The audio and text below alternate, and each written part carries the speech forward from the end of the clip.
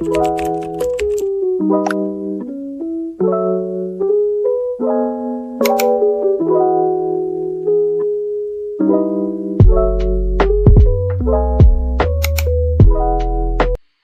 semua, perkenalkan saya Salindonda dari kelas 11 IPS 2.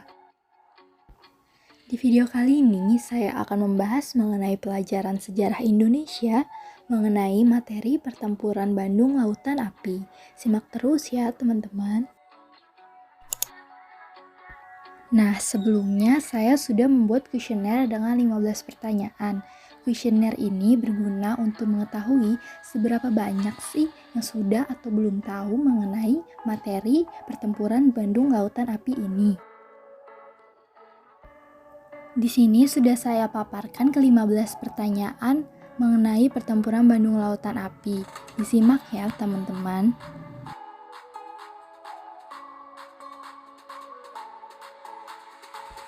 Nah, dari kuesioner sebelumnya terbentuklah data hasil kuesioner pertempuran Bandung Lautan Api dalam bentuk diagram hasil ini. Tertulis bahwa ada 36% yang menjawab tidak dan ada 64% yang menjawab iya. Berarti masih ada nih yang belum paham mengenai pertempuran Bandung Lautan Api ya. Maka dari itu, saya akan mengupas tuntas jawaban dari kuesioner yang telah saya buat sebelumnya. Pertempuran Bandung Lautan Api. Bandung Lautan Api adalah satu dari sekian banyak aksi heroik yang mewarnai perjalanan hidup bangsa dan negara Kesatuan Republik Indonesia. Bahkan, aksi membakar rumah dan harta benda ini dianggap sebagai strategi paling tepat sebagai bentuk perlawanan terhadap tentara sekutu di bawah komando Inggris. Selain itu, aksi Bumi Hangus di Bandung pada saat itu juga dirasa paling ideal karena kekuatan pasukan Republik Indonesia tidak sebanding dengan kekuatan sekutu dan Nika. Untuk mengenang peristiwa bersejarah ini, banyak sekali seniman yang mengabadikannya dalam berbagai bentuk karya seni loh, seperti lukisan, puisi, lagu, hingga film. Tentu saja, hal ini untuk menghargai dan menghormati aksi heroik para pahlawan yang telah berkorban demi mempertahankan kemerdekaan Republik Indonesia ya teman-teman. Setelah kita sudah tahu nih apa itu pertempuran Bandung Lautan Api, lalu apa sih latar belakang dan kronologi penyebab terjadinya peristiwa ini ya?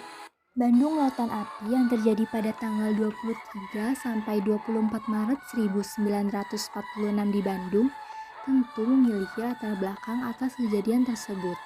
Dalam buku Bandung 1945 sampai 1946 tahun 2019 karya Egy Azul Fikri, berikut beberapa hal yang menjadi latar belakang peristiwa Bandung Lautan Api, yaitu tuntutan Brigade McDonald terhadap masyarakat Bandung untuk menyerahkan semua senjata Jepang yang sudah dilucuti oleh pemuda ke pihak sekutu.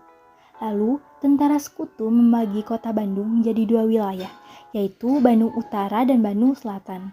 Lalu, ultimatum dari sekutu untuk mengosongkan Bandung Utara pada 29 November 1945. Yang terakhir, rencana untuk membangun markas sekutu di Bandung. Untuk lebih jelasnya, pasukan Inggris bagian dari Brigade McDonald tiba di Bandung pada tanggal 12 Oktober 1945. Sejak semula hubungan mereka dan pemerintah Republik Indonesia sudah tegang. Mereka menuntut agar semua senjata api yang ada di tangan penduduk, kecuali TKR dan polisi, diserahkan kepada mereka. Orang-orang Belanda yang baru dibebaskan dari kamp tawanan mulai melakukan tindakan-tindakan yang mulai mengganggu keamanan. Akibatnya, bentrokan bersenjata antara Inggris dan TKR tidak dapat dihindari. Malam tanggal 21 November 1945, TKR dan badan-badan perjuangan melancarkan serangan terhadap kedudukan-kedudukan Inggris di bagian utara, termasuk Hotel Homan dan Hotel Viener yang mereka gunakan sebagai markas. 3 hari kemudian, McDonald menyampaikan ultimatum kepada Gubernur Jawa Barat agar Bandung Utara dikosongkan oleh penduduk Indonesia, termasuk pasukan bersenjata. 3 hari setelah penyerangan markas sekutu, McDonald menyampaikan ultimatumnya kepada Gubernur Jawa Barat agar segera mengosongkan wilayah Bandung Utara oleh seluruh warga Indonesia, termasuk pasukan bersenjata dengan alasan untuk menjaga Keamanan. Ultimatum tersebut harus dilaksanakan selambat-lambatnya pukul 12 tanggal 29 November 1945. Dengan adanya ultimatum tersebut, Sekutu membagi kota Bandung Utara menjadi wilayah kekuasaan mereka, sedangkan Bandung Selatan kekuasaan pemerintah Republik Indonesia. Ultimatum dijawab pasukan Indonesia dengan mendirikan pos-pos gerilya di berbagai tempat. Kronologi peristiwa Bandung Lautan Api dimulai ketika kedatangan Sekutu pada tanggal 12 Oktober 1945. Tentara Sekutu di bawah pimpinan Jenderal Hawthorne memasuki Bandung pada 12 Oktober 1945 dan bersama dengan itu tentara Nika, pimpinan Kapten Gray juga ikut mendompleng. Sementara itu, tentara Jepang melakukan pembersihan di kota untuk memuluskan jalan tentara Sekutu yang akan memasuki kota Bandung. Rakyat menjadi semakin khawatir karena menyebar kabar bahwa tentara Sekutu akan mengambil alih kota Bandung. Tidak lama kemudian didapatkan informasi bahwa kedatangan Sekutu memang berniat untuk menjadikan Bandung sebagai salah satu pusat militernya di Jawa Barat. Pasukan Sekutu termasuk tentara Inggris bagian dari Brigade 37 yang dipimpin oleh Kolonel MacDonald terdiri dari orang-orang Sikh dari India yang bersorban, juga dari Nepal atau tentara Gurkha dengan membawa persenjataan lengkap. Konon memang berencana menguasai Bandung sebagai pusat militernya. Pertempuran pada 21 November 1945. Sekutu menyatakan bahwa tujuan mereka adalah untuk melucuti para tentara Jepang dan membebaskan tawanan Belanda serta tawanan Eropa lainnya. Selain itu, mereka juga ingin terlibat dalam upaya penegakan ketertiban karena disinyalir masih ada kemungkinan massa pro Belanda akan beraksi. Segera setelah tiba di Bandung, Kolonel MacDonald langsung memerintahkan dan menuntut penyerahan senjata dari Laskar Pejuang, polisi dan TKR pada tentara Sekutu yang berada di bawah komandonya. Sikap arogan dari salah satu pimpinan tentara Sekutu tersebut menjadi salah satu faktor dalam kronologi Bandung Lautan Api. Kekuatan militer Belanda di Indonesia pada saat itu belum pulih sehingga mereka memanfaatkan tentara Inggris untuk melawan para pejuang Indonesia. Karena tuntutan tersebut, maka banyak pertikaian yang terjadi antara tentara Sekutu dan para pejuang Republik Indonesia. Salah satunya adalah pada 21 November 1945 ketika para pejuang menyerang tentara Inggris di Hotel Savoy Homan dan Hotel Preanger yang digunakan sebagai markas. Tanggal 24 November 1945, Kolonel MacDonald menyampaikan ultimatum kepada Gubernur Jawa Barat agar Bandung Utara dikosongkan oleh penduduk Indonesia termasuk pasukan tentara. Tanggal 25 November 1945 terjadi banjir di sebagian daerah Bandung, sehingga rakyat sipil harus mengungsi. Dalam kondisi masyarakat yang sibuk mengungsi akibat banjir, tentara Inggris masuk dan terus menekan. Terjadilah pertempuran di sejumlah daerah seperti Cihargelis, Sukajadi, Pasir Kaliki, viaduk, jembatan di atas jalan, dan balai kereta api. Pesawat Inggris menjatuhkan bom ke Lengkong Besar dan Cicadas. Di Lengkong Besar, tentara Sekutu berusaha membebaskan tawanan Eropa. Tanggal 27 November 1945, Kolonel MacDonald selaku Panglima Perang Sekutu sekali lagi menyampaikan ultimatum kepada Gubernur Jawa Barat, Mr. Datuk Jamin, agar rakyat dan tentara segera mengosongkan wilayah Bandung Utara. Peringatan yang berlaku sampai tanggal 29 November 1945 pukul 12 harus dipenuhi. Jika tidak, maka Sekutu akan bertindak keras. Ultimatum kedua itu pun tidak digubris sama sekali.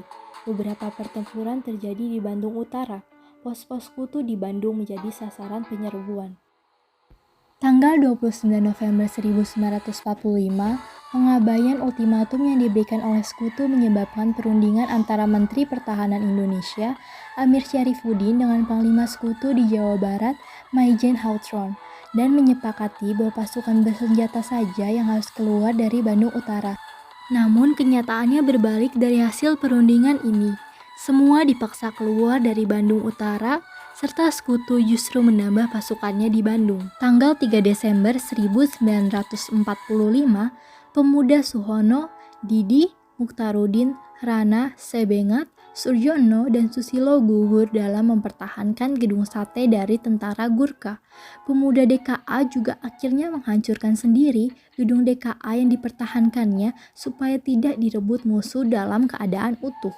Gambar di bawah ini menggambarkan bentuk penjagaan dan pemeriksaan yang dilakukan dengan ketat sehubungan adanya peristiwa Bandung Lautan Api. Tanggal 11 Maret 1946, pihak sekutu berencana memindahkan basis militernya dari Jakarta ke Bandung. Konvoi terpanjang dari gabungan terbesar tentara sekutu pun dihadang dalam perjalanan. Pertempuran pun bergolak selama 5 hari. Pada tanggal 15 Maret 1946, sekutu datang ke Bandung dengan babak belur. Tercatat sekitar 115 tentara sekutu luka parah, 20 diantaranya terbunuh. Didasari pada kerugian perang tersebutlah, Inggris memberikan ultimatum melalui pesawat perang untuk mengosongkan kota Bandung selambat-lambatnya tengah malam 24 Maret 1946. Hal tersebut juga didasari oleh rencana sekutu yang ingin menjadikan Bandung sebagai basis militer yang baru. Tanggal 15 Maret 1946, bantuan pasukan maupun amunisi bagi tentara Inggris dari Jakarta dialirkan melalui Jalan Raya Darat, Southwark, yang kini adalah Jalan Garuda. Komandan Kompi 1 dari Batalion 2 TRI Sumarsono, Salkon Wigona, mengomando untuk menghadang aliran bantuan ini. Kurang lebih 1.000 pemuda menembaki konvoi sekutu yang terdiri dari power wagon, truk, jeep, dan kendaraan pengangkut pasukan lainnya. Pertempuran meledak hebat hingga lebih dari 12 jam baku tembak. Pertempuran Fokkerweg ini punya arti penting dalam peristiwa Bandung Lautan Api. Banyak pembekalan musuh dapat direbut, termasuk pemancar radio. Tanggal 17 Maret 1946, Panglima tertinggi AFNI di Jakarta, Letnan Jenderal Montagu Stafford, memperingatkan kepada Sultan Syahrir selaku Perdana Menteri Republik Indonesia agar militer Indonesia segera meninggalkan Bandung Selatan sampai radius 11 km dari pusat kota.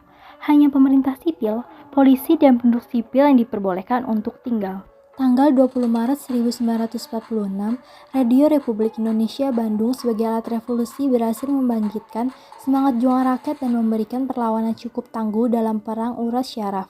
Oleh karena itu, sekutu meluncurkan serangan udara untuk menghancurkan RRI Bandung yang studionya terletak di Tegalega. Gedung-gedung di sekitar Tegalega hancur karena peluru dan bom, namun studio RI tidak mengalami kehancuran. Selain untuk menghancurkan radio perjuangan, serangan ini juga wujud kekesalan Inggris terhadap penjagatan konvoi-konvoi Inggris oleh para pejuang Indonesia.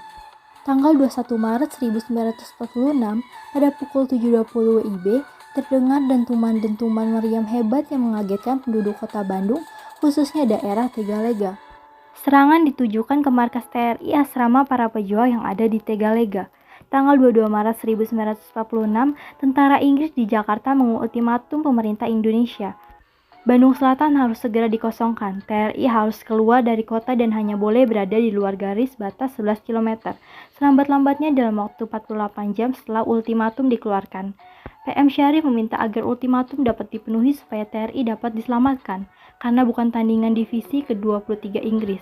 PM Syarif juga menginstruksikan agar polisi dan masyarakat sipil untuk tetap tinggal di kota dan tidak melakukan bumi hangus, karena Inggris berjanji menjamin kekuasaan de facto Republik Indonesia di Bandung. Tanggal 23 Maret 1946, tentara sekutu di bawah komando Kolonel McDonald mengeluarkan ultimatum kedua. Bandung Selatan harus dikosongkan oleh rakyat sipil dan milisi Indonesia. Tuntutan itu tentu ditolak dengan keras oleh TRI. Kemudian, pada tanggal 23 Maret 1946, pada pukul 9, bumi hangus kota pun dilakukan sebagian, yakni di Bancai, Cicadas, Braga, dan Tegalega. Dan gedung pertama yang dibakar adalah Bank Rakyat. Eksekusi membumi hanguskan Bandung dilakukan pada dini hari, tanggal 24 Maret 1946. Dengan terbakarnya kota Bandung, maka sekutu tidak bisa memakai Bandung sebagai markasnya. Serangan dan aksi pembakaran oleh pejuangnya yakni 200.000 orang dalam waktu 7 jam saja. Pembumi hangusan Bandung pun dimulai. Warga yang hendak meninggalkan rumah membakarnya terlebih dahulu. Pasukan TRI punya rencana yang lebih besar lagi. TRI merencanakan pembakaran total pada 24 Maret 1945 pukul 24.00. Namun rencana ini tidak berjalan mulus karena pada pukul 20.00 dinamit pertama telah meledak di gedung Indisch Restaurant. Lantaran tidak sesuai rencana, pasukan TRI melanjutkan aksinya dengan meledakkan gedung-gedung dan membakar rumah-rumah warga di Bandung Utara. Malam itu, Bandung terbakar dan peristiwa itu kemudian dikenal dengan sebutan Bandung Lautan Api. Nah, sepanjang penjelasan tadi kan kita selalu bertemu dengan kata ultimatum. Sebenarnya apa sih isi ultimatum tersebut? Di sini kita hanya akan membahas isi ultimatumnya.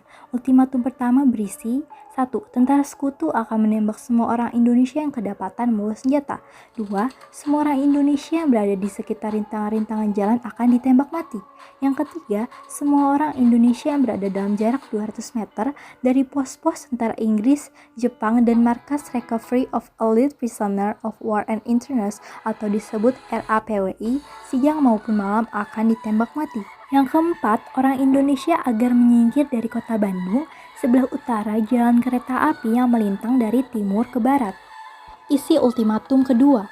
Ultimatum sekutu disampaikan tanggal 23 Maret 1946 kepada Perdana Menteri Syahrir yang isinya yang pertama, TRI harus meninggalkan Bandung Selatan sejauh 10-11 km dari pusat kota. Yang kedua, TRI dilarang melakukan bumi hangus. Yang ketiga, penarikan TRI dari Bandung Selatan harus sudah dilaksanakan paling lambat pukul 24.00 pada 24 Maret 1946. Yang keempat, pemerintah Republik Indonesia boleh tetap berada di dalam kota. Yang kelima, jika tidak terpenuhi, kota Bandung akan digempur habis-habisan.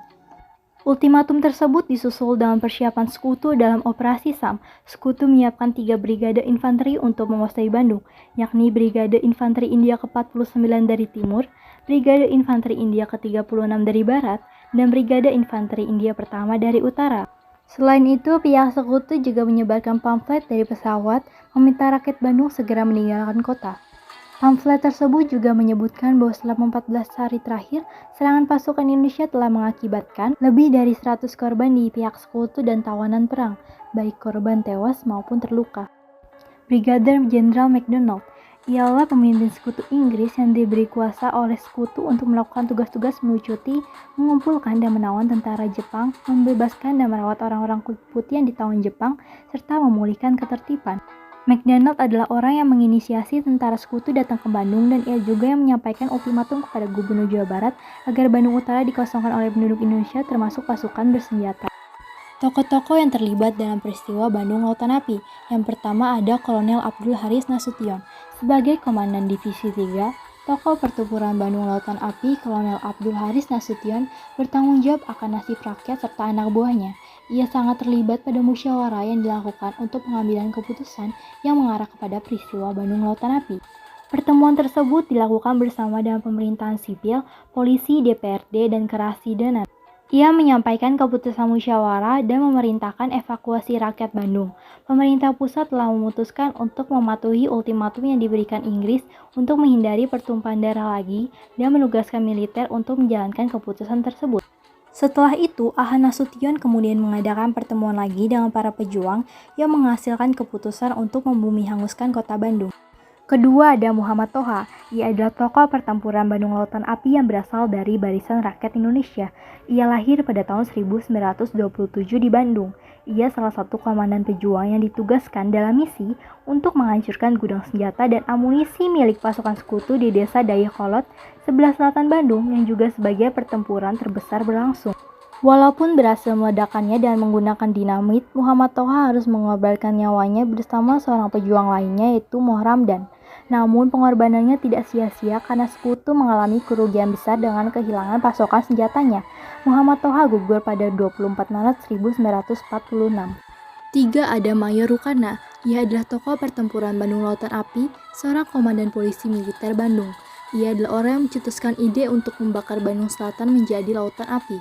Awalnya ia menanggapi Letkol Omon Abdurrahman yang ditegur Kolonel Nasution karena ingin melakukan perlawanan. Rukana yang juga ingin melawan mengatakan untuk meledakkan terowongan sungai Citarum yang ada di Raja Mandala agar sungai meluap dan membuat Bandung menjadi lautan air. Namun karena emosi, ia malah mengatakan lautan api dan bukan lautan air. 4. Ada Aceh Bastaman. Reputasi surat kabar Suara Merdeka pada waktu itu barangkali bisa disejajarkan dengan surat kabar Suara Rakyat di Surabaya yang lalu pindah ke Kediri, Malang, dan Mojokerto. Kedua surat kabar ini dibredel Belanda pada saat melakukan agresi militer 1 di Juli 2014. Istilah Bandung Lautan Api kemudian dikenal berkat sebuah artikel yang ditulis oleh Aceh Bastaman, seorang wartawan muda yang menulis untuk koran Suara Merdeka. Aceh menyaksikan peristiwa terbakarnya kota Bandung yang sudah tampak merah dari Cicadas hingga Cimindi dari atas bukit Gunung Letik di Garut. Ketika tiba di Tasikmalaya, keesokan harinya ia langsung menuliskan apa yang disaksikan. Tulisannya tersebut yang terbit di Harian Suara Merdeka pada 26 Maret 1946 diberi judul Bandung Jadi Lautan Api. Judul artikelnya kemudian harus dipangkas menjadi Bandung Lautan Api karena keterbatasan ruangan cetak di koran tersebut. 5. Ada Sultan Syahrir. Tokoh pertempuran Bandung Lautan Api ini pada saat itu menjabat sebagai Perdana Menteri Republik Indonesia Serikat. Ketika Kolonel Nasution mengajukan keberatan untuk mengosongkan Bandung, Syahrir justru memutuskan untuk menuruti ultimatum tentara Inggris atau Sekutu. Dasar pertimbangannya adalah bahwa tentara Republik Indonesia belum memiliki sarana yang memadai untuk menjadi tandingan Sekutu yang membawa banyak persenjataan. Dalam kondisi demikian, sangat beresiko menimbulkan korban jiwa lagi di pihak Indonesia. Padahal TNI dibutuhkan untuk melawan Nika yang akan datang setelah Sekutu. Sultan Syahrir mengkhawatirkan tindakan pembakaran akan merugikan rakyat juga karena memerlukan biaya untuk membangunnya kembali. Nah, dari tadi kita mendengarkan bahwa para pejuang Indonesia malah memilih untuk membakar dan meninggalkan kota Bandung. Mengapa? Apa sih tujuannya? Para pejuang Indonesia membumi hanguskan kota Bandung dan meninggalkannya dengan alasan tertentu ya. Alasan terbesar yaitu untuk mencegah tentara Sekutu serta tentara Nika Belanda dalam memakai kota Bandung sebagai markas strategis militer mereka dalam perang kemerdekaan Indonesia.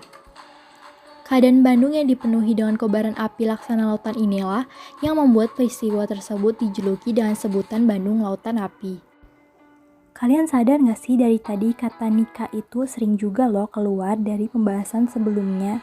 Nah, apa sih nikah itu? Di sini saya akan membacakan sedikit mengenai nikah. Netherlands Indies Civil Administration adalah pemerintahan sipil Hindia Belanda yang bertugas mengembalikan pemerintahan sipil dan hukum pemerintah kolonial Hindia Belanda selepas kapitulasi pasukan pendudukan Jepang di wilayah Hindia Belanda yang belakangan disebut Indonesia seusai Perang Dunia II atau Perang Pasifik. Nikah sendiri dibentuk di Australia pada tanggal 3 April 1944 dan awalnya bertugas menghubungkan pemerintah kolonial Hindia Belanda di pengasingan dan komando tertinggi Sekutu di wilayah Pasifik Barat Daya atau SWPA atau South West Pacific Area. Untuk penjelasan lebih dalamnya sudah saya paparkan di layar ini, teman-teman bisa simak dengan seksama ya.